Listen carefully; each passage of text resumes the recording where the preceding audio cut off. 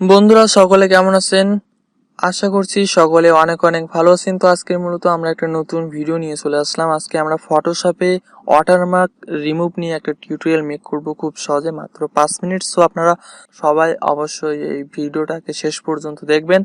এবং আপনারা অনেকেই হয়তো বা জানেন, যারা মূলত কম্পিউটার ইউজ করে থাকেন বা ফটোশপে কাজবাজ করেন, আপনারা অনেকেই জানেন আমরা যখন গুগল থেকে কোনো একটা পিকচার ডাউনলোড করি, পিকচারটাকে ডাউনলোড করার পর কিন্তু পিকচারের উপরে কোনো ওয়েবসাইটে কিন্তু ওয়েবসাইটের নাম বা ওয়াটারমার্ক দেওয়া থাকে। আপনারা স্ক্রিনে যে ফটোটি দেখতে পাচ্ছেন ঠিক সেম এই ধরনের কিন্তু অনেক ধরনের পিকচার আমাদেরকে খুব চয়েস হয়, বাট এই ওয়াটারমার্কের জন্য কিন্তু আমরা সেটাকে প্রফেশনালি কিন্তু কোনো কাজে ইউজ করতে পারি না। সো আজকে মূলত আমি আপনাদেরকে দেখাবো যে কিভাবে মাত্র 1 মিনিটে আপনারা এই ছবির এই ওয়াটারমার্কগুলোকে প্রপারলি ডিলিট করতে পারেন একদম কোনো সমস্যা ছাড়াই। সো হয়তোবা আপনার এই কাজটা করতে মাত্র 1 মিনিট সময় লাগবে, বাট আমি যেহেতু আপনাদেরকে প্রপারলি প্রত্যেকটা পার্ট টু পার্ট দেখাবো, সো আমার হয়তোবা 5 মিনিট সময় লাগবে। অবশ্যই আপনারা ভিডিওটি একদম শেষ পর্যন্ত দেখবেন। এবং আপনি যদি কিনা আমাদের চ্যানেলের নতুন দর্শক হন, তাহলে অবশ্যই নিচে লাইক বাটনে একটি লাইক করে, অবশ্যই নিচে সাবস্ক্রাইব বাটনে একটি টাচ করে, অবশ্যই বেল অপশনে একটি টাচ করে অবশ্যই অল সিলেক্ট করে দিবেন। তো আমরা ফার্স্ট অফ অল ঢুকবো আমাদের ফটোশপে।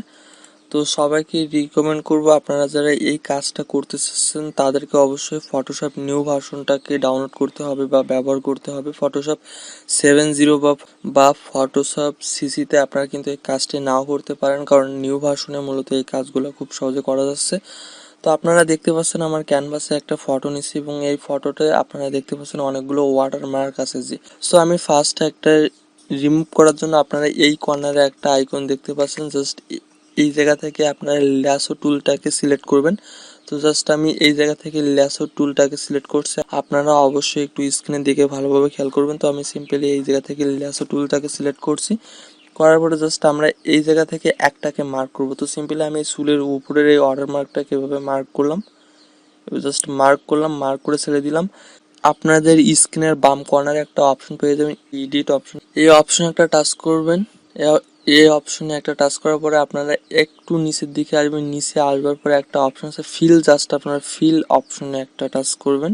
টাচ করার পরে আপনারা এই জায়গাতে দেখতে পাবেন কন্টেন্ট ইয়ার, জাস্ট অবশ্যই কন্টেন্ট ইয়ারটাকে সিলেক্ট থাকবে। তারপরে জাস্ট আপনারা এই জায়গাতে এটাকে মুড অবশ্যই নর্মাল থাকবে, তারপরে এই জায়গাতে অপাসিটি অবশ্যই 100% থাকবে। সিম্পলি আপনারা এই জায়গা থেকে এটাকে ওকে করে দিবেন। ওকে, সো বন্ধুরা ওকে করবার পরে আপনারা খুব সহজে দেখতে পাচ্ছেন কিন্তু আপনাদের সেই ওয়াটার মার্কটি কিন্তু নেই। আর এই মার্কটিকে মূলত রিমুভ করতে হলে আপনাদেরকে কিবোর্ড থেকে কন্ট্রোল ডি প্রেস করতে হবে। কন্ট্রোল ডি প্রেস করলে আপনারা দেখতে পারবেন ওয়াটার মার্ক সহ আর কিন্তু নেই। সো এবার মূলত আমি দেখাবো যে আপনারা কিভাবে এই সম্পূর্ণ ওয়াটার মার্কগুলোকে কিভাবে রিমুভ করবেন। সো আমরা যদি কিনা একটা মার্ক করি, একটা মার্ক করার পরে যদি কিনা আমরা আরেকটা মার্ক করতে চাই, তাহলে কিন্তু এই মার্কটা কিন্তু রিমুভ হয়ে যাচ্ছে।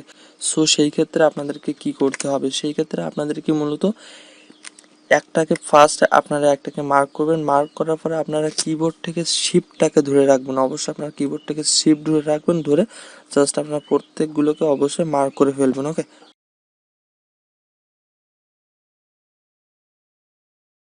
তো বন্ধুরা সবগুলোকে মার্ক করার পরে সিম্পলি আপনি কি করবেন, এই জায়গা থেকে মূলত এই উপরে ফাইলের পরে একটা অপশন আছে এডিট অপশন, জাস্ট আপনারা এই অপশনে একটা টাচ করবেন। এই অপশনে একটা টাচ করার পরে আপনারা একটু নিচে আসবেন, নিচে আসবার পরে একটা অপশন পেয়ে যাবেন ফিল, জাস্ট আপনারা ফিল অপশনে যাবেন। ফিল অপশনে যাওয়ার পরে আপনারা জাস্ট এই জায়গা থেকে সবগুলো সেম থাকবে, থাকবার পরে জাস্ট আপনারা এই জায়গা থেকে এখান থেকে ওকেতে ক্লিক করে দিবেন। ওকেতে ক্লিক করার পরে আপনারা একটা ম্যাজিক দেখতে পারবেন, একটু ওয়েট করতে হবে।